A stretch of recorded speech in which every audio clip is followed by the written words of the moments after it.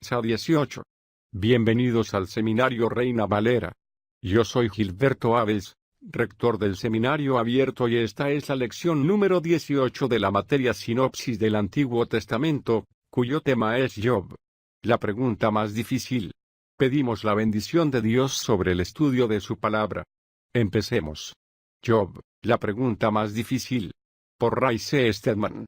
El absorbente y desafiante libro de Job es posiblemente uno de los libros más fascinantes del Antiguo Testamento y comienza una nueva división en las Escrituras.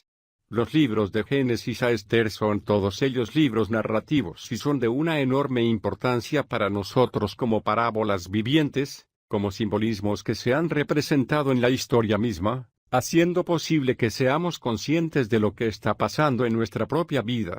Job es el principio de otra sección, los libros poéticos de la Biblia, que incluyen también Salmos, Proverbios, Eclesiastés, el Cantar de los Cantares y el breve libro de Lamentaciones, que se encuentra junto al de Jeremías. Job es un gran poema y hasta algunos han llegado a decir que posiblemente sea el mayor poema de toda la literatura. Posiblemente nada de lo escrito por Shakespeare sobrepase a este libro en lo que se refiere a la belleza de su expresión. Es un libro admirado por doquier como uno de los escritos más hermosos que jamás ha conocido el hombre, pero es algo más que un escrito expresivo y dramático, pues encierra, como veremos, un mensaje de enorme importancia. Es un drama épico como el de la Ilíada y la Odisea, los poemas escritos por Homero perteneciente al mundo griego, pero el libro de Job es además historia. Job fue, de hecho, un hombre de carne y hueso, y los acontecimientos que se relatan en él sucedieron de verdad, pero Dios hace que el relato llegue hasta nosotros, escritos con un estilo precioso, de manera que podamos tener una respuesta a la antigua e inquietante interrogante: ¿por qué el hombre se ve sometido a una tragedia aparentemente sin sentido? En cualquier ocasión en la que usted se encuentre en dificultades, haría bien en leer lo que dice el libro de Job. Aquí tenemos el caso de un hombre que experimentó la agonía de la desesperación humana y la aflicción de espíritu que acompaña a las aparentemente insensatas e insensibles tragedias que se produjeron en su vida. Ahora bien, la respuesta definitiva a esta pregunta se nos da al principio mismo del libro. Al comienzo se nos entregan ciertas notas de un plan que nos explica algo acerca del drama, algo que ni siquiera se les permite saber a los actores. La respuesta que se nos da con respecto al sufrimiento que no tiene sentido es el hecho de que Satanás está continuamente desafiando el gobierno de Dios. Así que, al empezar el libro, nos encontramos a Dios reuniéndose con su creación angélica. Entre ellos se encuentra Satanás, que camina a zancadas riéndose despectivamente y dándose aires, convencido de que el propio interés es el único motivo real del comportamiento humano. La filosofía de Satanás es la pregunta: ¿qué partido le voy a sacar yo? Y es la única explicación exacta de por qué hacen las personas las cosas. Y aquí, ante la presencia de Dios, asegura que cualquiera que afirme que los seres humanos actúan por cualquier otro motivo es sencillamente un farsante religioso y además, afirma que lo puede demostrar. Dios dice con suma paciencia: está bien, pondremos a prueba tu teoría. Entonces escoge a Job como el campo de prueba. En la Guerra Mundial, cuando comenzó la guerra entre Japón y los Estados Unidos, daba la impresión de que el conflicto se desarrollaría en el Océano Pacífico, muy posiblemente en las islas de Hawái, porque la guerra empezó en Pearl Harbor. Pero ya a principio de dicha guerra, como recordarán ustedes, de repente se produjo un marcado cambio en los acontecimientos y sin advertencia alguna todo el teatro de batalla cambió de repente al Pacífico Sur. Por primera vez, los norteamericanos escucharon extraños nombres de islas, como Guadalcanal y otras.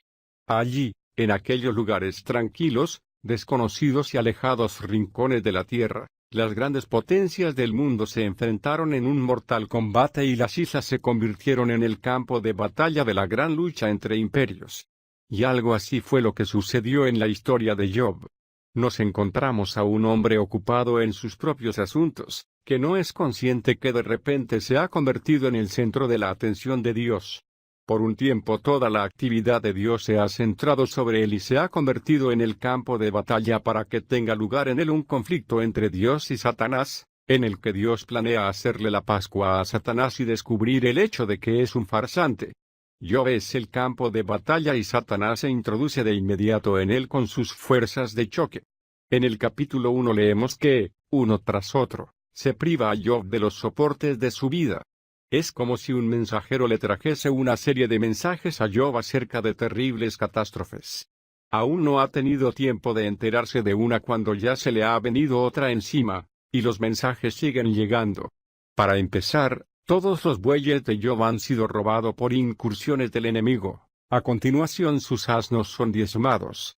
Luego le llega la noticia de que sus ovejas han perecido por causa de una terrible tormenta eléctrica y de inmediato le dicen que su gran rebaño de camellos, una verdadera riqueza en el mundo oriental, ha sido eliminado por una catástrofe natural. Pero luego le llegan noticias realmente sobrecogedoras de que 7 de sus hijos y 3 de sus hijas estaban en la casa celebrando un cumpleaños cuando apareció un gran tornado y la casa fue destrozada, muriendo todos sus hijos fatídicamente de una sola vez.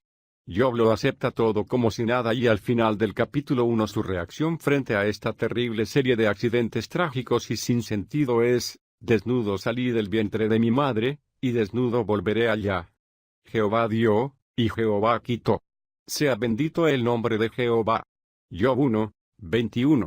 Me pregunto si nosotros hubiéramos respondido de esa manera. Satanás se queda un tanto desconcertado, por lo que le pide a Dios que cambie las normas del juego. Satanás decide atacar a Job de una manera más directa y le pide a Dios que le conceda el derecho a atacar el cuerpo de Job, cosa que Dios le concede. Sin previo aviso, Job se encuentra de repente atacado por una serie de terribles furúnculos o carbunclos. Hubo una época en mi vida en la cual, durante un período de 1 año y medio aproximadamente, tuve unos 25 furúnculos, aunque no más de 2 o 3 a la vez. Desde entonces me he sentido profundamente identificado con el querido y anciano Job. No hay nada más molesto y doloroso que un furúnculo y no hay medicina que lo alivie. Lo único que se puede hacer es apretar los dientes y soportar la agonía hasta que el furúnculo llega a formarse por completo y a continuación se cura solo. Pensemos en cómo Job se encontró lleno de furúnculos, de la cabeza a la planta de los pies. No sabía apenas qué hacer, pero se decide a esperar y soportarlo hasta el final. Al continuar la enfermedad su proceso, su esposa es una cuya fe sucumbe. Se vuelve a él y le dice: ¿todavía te aferras a tu integridad? ¿Por qué no maldices a Dios si te mueres? Job tiene que soportar solo, pero se ha propuesto ser fiel. A continuación viene la prueba final y recibe la visita de 3 de sus amigos. Al llegar a este punto el libro cambia ligeramente su curso. Ya no estamos viendo solo a Job, sino que nos encontramos con la controversia que suscitan estos 3 amigos y su discurso que ocupa una gran parte del libro. Desde su punto de vista humano, muy humano, intentan dar respuesta a la misma pregunta obsesiva: ¿por qué afligen a los hombres tragedias que no tienen sentido? La mayor parte del libro, escrito con un precioso lenguaje poético, deja constancia de los esfuerzos realizados por estos hombres en lo que se refiere a encontrar una respuesta. Y las respuestas de los 3 son las mismas, contestando a la cuestión de los problemas con los que se enfrenta Job con una seguridad presuntuosa y dogmática, diciendo que solo hay una explicación posible, que ha cometido algún pecado espantoso, e intentan derrumbar las defensas de Job con sus argumentos. No es que estén necesariamente equivocados en su explicación. Hay efectivamente sucesos trágicos, catástrofes, angustias, dolores y sufrimientos que son el resultado del pecado. Siempre que infringamos las leyes del universo de Dios, incluyendo las leyes relacionadas con la salud, se producirá una reacción física inmediata y en ocasiones violenta, y de ello se derivan muchos sufrimientos, pero el problema de los argumentos presentados por sus amigos, y el mal de los mismos, está en su declaración dogmática de que esa es la única explicación posible de toda clase de sufrimientos. Cada uno de ellos presenta sus argumentos a Job en 3 ocasiones. Es decir, 3 argumentos cada uno, haciendo un total de 9 argumentos, y cada uno de ellos repite, por así decirlo, la misma cantinela. Intentan distintos enfoques, empezando por el sarcasmo y la ironía. A continuación apelan a la honestidad de Job, para acusarle luego de haber cometido crímenes concretos o malas acciones para finalmente hacerse los ofendidos y marcharse, disgustados y enfurruñados, apelando con orgullo a la conciencia de Job para que no les insulte más. Están todo el tiempo atacando a su integridad, con el argumento de que si Dios es verdaderamente justo, entonces los justos siempre reciben bendición y los malvados siempre sufren y, por lo tanto, la persona que esté sufriendo debe ser por haber hecho algo que está mal en su vida. Ese es su argumento. Para estos hombres la explicación es una sencilla cuestión de causa y efecto y les parece bastante lógica. Es una explicación conveniente y sin complicaciones, que todo lo explica, es decir, a menos que se sea la persona que está pasando por los sufrimientos. Para empezar, Job se siente ligeramente irritado con estos amigos, pero luego se siente realmente furioso y, finalmente, sarcástico. En las primeras líneas de su respuesta, les contesta con una fina y cortante ironía: ciertamente vosotros sois el pueblo y con vosotros morirá la sabiduría. Job 12, 2. Tenéis todas las respuestas, habéis resuelto todos los problemas, lo sabéis todo. Así que no sirve de nada continuar hablando con vosotros. Con un amargo sarcasmo les contesta que la explicación que ellos tienen con respecto a su sufrimiento es una equivocación. Resentido, les suplica abiertamente que comprendan. Les dice que no tiene ningún pecado que confesar porque no es consciente de haber ofendido a Dios en ninguna manera. Es más, ya no puede creer en la justicia porque los argumentos de ellos, según los cuales los malos siempre sufren, no son ciertos y les hace ver que son muchas las personas que son malvadas, notoriamente malvadas, y están prosperando y floreciendo, llevando una vida fácil y no les está pasando nada horrible. Además, les dice, no sabe qué más hacer porque Dios no le escucha y no tiene ni siquiera la oportunidad de exponer su caso ante él y se queja de que Dios se oculta de él y que no le puede hallar. Al final Job acaba chillando a estos amigos en su estado de confusión, de perplejidad, de ira, de dolor y de frustración. Dice que le teme a ese Dios, que no es el Dios al que él ha conocido. No sabe lo que le ha pasado a este querido y antiguo amigo en el que siempre podía confiar. Se ha producido un sorprendente cambio en la actitud adoptada por Job ahora que le están pasando todas estas cosas tan espantosas y ya no sabe qué pensar ni qué decir. Lo glorioso acerca de este amado hombre es que a lo largo de todo el libro es completa y absolutamente honesto.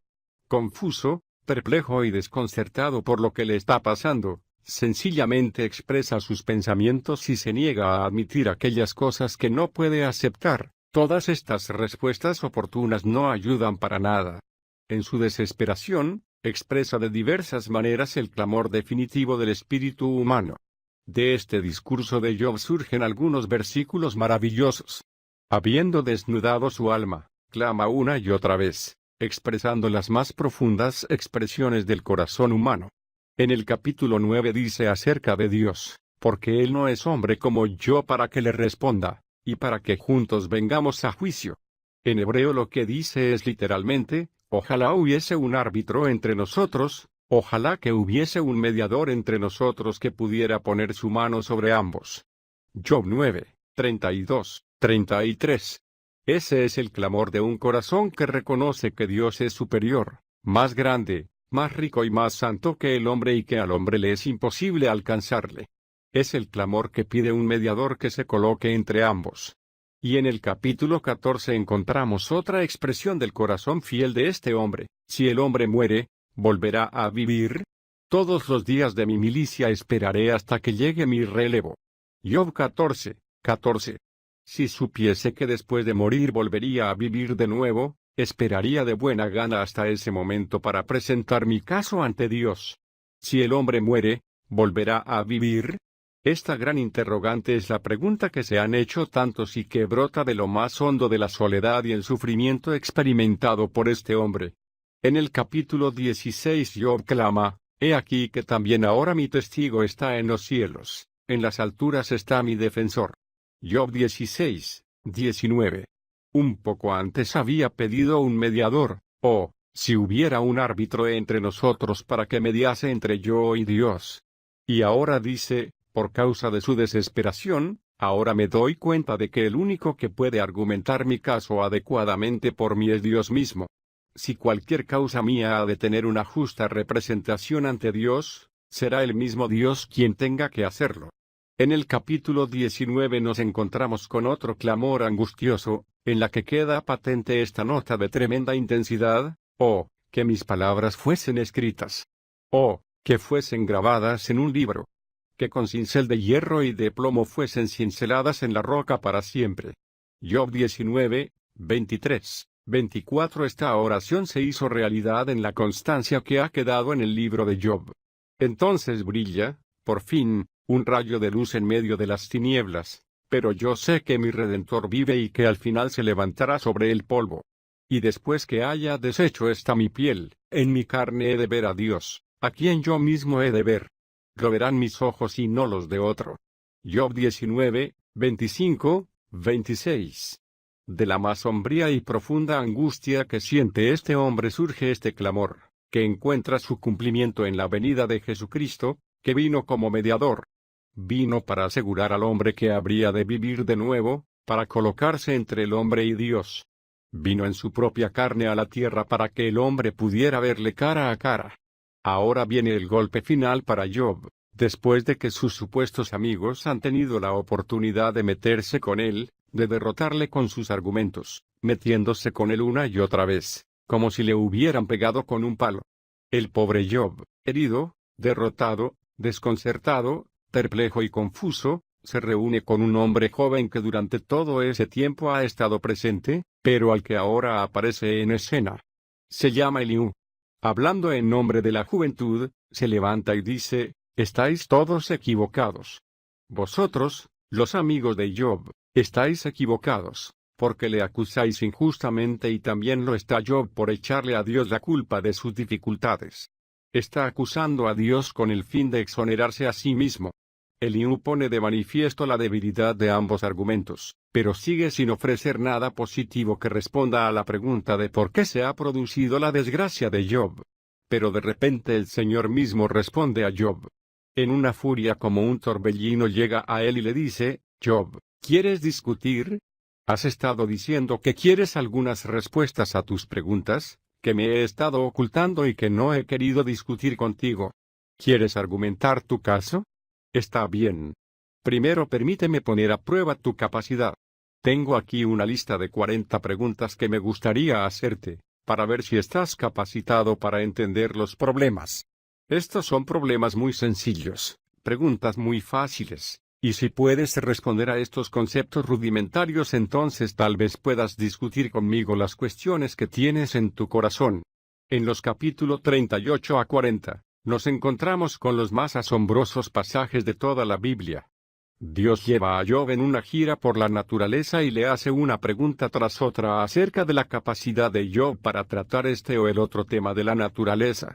Estos capítulos nos muestran gradualmente una imagen de un universo inmensamente complejo e intrincadamente entrelazado, siendo preciso poseer una mente sobrehumana para dirigir estas actividades, para mantener el equilibrio y para responder a todos los interrogantes que le está pidiendo el Señor a Job que responda. Al final de la abrumadora muestra de la sabiduría de Dios, Job cae sobre su rostro y le dice: «De oídas había oído de ti, pero ahora mis ojos te ven y me arrepiento en polvo y ceniza». Job 42, 5 y 6. El argumento esencial de Dios es que la vida es demasiado compleja como para hallar respuestas sencillas. Si usted exige que Dios le dé respuestas fáciles a problemas sumamente complicados, le está usted pidiendo que haga más de lo que puede usted entender. Él está diciendo sencillamente que solo Dios puede tratar adecuadamente las respuestas a esta clase de interrogantes. Por lo tanto, el hombre ha de adoptar la postura de confiar en Él y no discutir con Dios, que ha mostrado de la manera más asombrosa su habilidad para resolver estas complicadas situaciones al mismo tiempo que mantiene la vida humana y la vida del mundo entero, con todas sus tremendamente involucradas complejidades, en un equilibrio precioso. Si usted entiende esto realmente, es preciso que deposite usted su confianza en Dios para que Él resuelva los complejos problemas de la vida. Job, abrumado por el inmenso poder, la sabiduría y la majestad de Dios, cae sobre su rostro, se arrepiente y aprende la lección que Dios quiere que aprenda. Solo Dios tiene derecho a usar al hombre para llevar a cabo los propósitos que Él desee. En otras palabras, Dios no existe para el hombre, sino para Dios. Si Dios no es un botones de hotel glorificado al que le podemos chasquear los dedos y que venga corriendo a preguntar, ¿puedo tomar nota de su pedido? Somos nosotros los que existimos para Él. Nosotros somos los instrumentos de Dios para que Él pueda llevar a cabo sus propósitos, algunos de los cuales son tan tremendamente complicados que no podemos ni mucho menos entenderlos. Hay muchas interrogantes que no pueden ser sencillamente contestadas porque nuestra máquina calculadora no es adecuada para entenderlo. La última parte del libro es una preciosa imagen de lo que Santiago llama las tiernas misericordias de Dios con Job. Santiago 5:11. Dios le dice a Job, ahora quiero que ores por tus amigos, estos tres buenos hombres, tan obstinados, tan seguros de tener todas las respuestas, con tan buenas intenciones, tan sinceros y dedicados, pero que han metido la pata hasta el fondo. Ora por ellos, Job. Entonces Dios le dijo a Job, ¿cuántas ovejas tenías? A lo que Job le contestó, 7,000. Dios le dijo, está bien, te daré 14,000. ¿Cuántos bueyes tenías? Y Job respondió, 500. Dios le contestó, te daré 1,000. ¿Cuántos camellos tenías? 3,000 le contesta Job. Está bien, Job, tendrás 6,000 camellos. ¿Cuántos hijos e hijas? 7 hijos y 3 hijas. Está bien, pues tendrás otros 7 hijos y otras 3 hijas. El doble. 7 hijos y 3 hijas en gloria y 7 hijos y 3 hijas en la tierra. Dios le restableció el doble a Job y vivió el resto de su vida recibiendo bendición y felicidad. El relato termina con las palabras, y murió Job anciano y lleno de años. Job 42:17. Lo asombroso de este libro es la respuesta que se nos da, el hecho de que el telón de fondo del sufrimiento humano es el antiguo conflicto del desafío de Satanás frente al justo gobierno del universo por parte de Dios. A Job no se le da nunca esta respuesta, al menos no en vida. Al principio del libro encontramos a Dios, a Satanás y a Job. Al final del libro, Satanás ha desaparecido de la escena por completo y Dios se encuentra ante Job con los brazos abiertos de par en par diciendo, está bien, yo soy el responsable. ¿Tienes algo que preguntar? La gran lección que encierra este libro es que hay momentos en los que no es posible presentarnos el cuadro completo. Hay momentos en los que Dios no puede explicarnos la vida de manera adecuada y hay ocasiones en las que tenemos que confiar en que no todo el sufrimiento tiene lugar porque somos malos, sino porque puede además convertirse a la postre en una fuente de un bien final. La nota más profunda del libro suena cuando, en la aflicción que siente en su corazón, pero al mismo tiempo con el Espíritu de Dios en su interior animándole a mantener la fe en medio de la confusa y perpleja situación, Job dice, sin embargo, Él conoce el camino en que ando, cuando Él me haya probado, saldré como oro. Job 23:10. Esa es la lección de este libro. La vida es demasiado complicada para que nos enfrentemos solos con ella. Se vuelve tan complicada que en ocasiones no podemos ni siquiera dar algunas de las respuestas, pero Dios está diciendo, si echas un vistazo a todos los problemas que no hago más que resolver a lo más sencillos niveles de la vida y que incluso entonces están por encima de tu habilidad para resolverlos, ¿no puedes confiar en que también podré resolverte este? Pablo se regocija en Romanos diciendo, y sabemos que Dios hace que todas las cosas ayuden a bien a los que le aman, esto es, a los que son llamados conforme a su propósito. Romanos 8:28. Oración Nuestro Padre, te damos gracias por permitirnos ver de este modo lo que Job sentía en su corazón. Gracias por haber dejado constancia para nosotros de las luchas con las que se tuvo que enfrentar este hombre al extremo, un drama épico como el de la Ilíada y la Odisea, los poemas escritos por Homero perteneciente al mundo griego, pero el libro de Job es además historia. Job fue, de hecho, un hombre de carne y hueso, y los acontecimientos que se relatan en él sucedieron de verdad, pero Dios hace que el relato llegue hasta nosotros, escritos con un estilo precioso, de manera que podamos tener una respuesta a la antigua e inquietante interrogante, ¿por qué el hombre se ve sometido a una tragedia aparentemente sin sentido? En cualquier ocasión en la que usted se encuentre en dificultades haría bien en leer lo que dice el libro de Job. Aquí tenemos el caso de un hombre que experimentó la agonía de la desesperación humana y la aflicción de espíritu que acompaña a las aparentemente insensatas haciendo posible que seamos conscientes de lo que está pasando en nuestra propia vida. Job es el principio de otra sección, los libros poéticos de la Biblia, que incluyen también Salmos, Proverbios, Eclesiastés, el Cantar de los Cantares y el breve libro de Lamentaciones, que se encuentra junto al de Jeremías. Job es un gran poema y hasta algunos han llegado a decir que posiblemente sea el mayor poema de toda la literatura. Posiblemente nada de lo escrito por Shakespeare sobrepase a este libro en lo que se refiere a la belleza de su expresión. Es un libro admirado por doquier como uno de los escritos más hermosos que jamás ha conocido el hombre, pero es algo más que un escrito expresivo y dramático, pues encierra, como veremos, un mensaje de enorme importancia. Es un drama. Sa 18. Bienvenidos al Seminario Reina Valera. Yo soy Gilberto Abels, rector del Seminario Abierto, y esta es la lección número 18 de la materia Sinopsis del Antiguo Testamento, cuyo tema es Job. La pregunta más difícil. Pedimos la bendición de Dios sobre el estudio de su palabra. Empecemos. Job, la pregunta más difícil. Por Ray C. Stedman. El absorbente y desafiante libro de Job es posiblemente uno de los libros más fascinantes del Antiguo Testamento y comienza una nueva división en las Escrituras. Los libros de Génesis a Esther son todos ellos libros narrativos y son de una enorme importancia para nosotros como parábolas vivientes, como simbolismos que se han representado en la historia misma, sensibles tragedias que se produjeron en su vida. Ahora bien, la respuesta definitiva a esta pregunta se nos da al principio mismo del libro. Al comienzo se nos entregan ciertas notas de un plan que nos explica algo acerca del drama, algo que ni siquiera se les permite saber a los actores. La respuesta que se nos da con respecto al sufrimiento que no tiene sentido es el hecho de que Satanás está continuamente desafiando el gobierno de Dios. Así que, al empezar el libro, nos encontramos a Dios reuniéndose con su creación angélica. Entre ellos se encuentra Satanás, que camina a zancadas riéndose despectivamente y dándose aires, convencido de que el propio interés es el único motivo real del comportamiento humano. La filosofía de Satanás es la pregunta, ¿qué partido le voy a sacar yo? Y es la única explicación exacta de por qué hacen las personas las cosas. Y aquí, ante la presencia de Dios, asegura que cualquiera que afirme que los seres humanos actúan por cualquier otro motivo es sencillamente un farsante religioso y además, afirma que lo puede demostrar.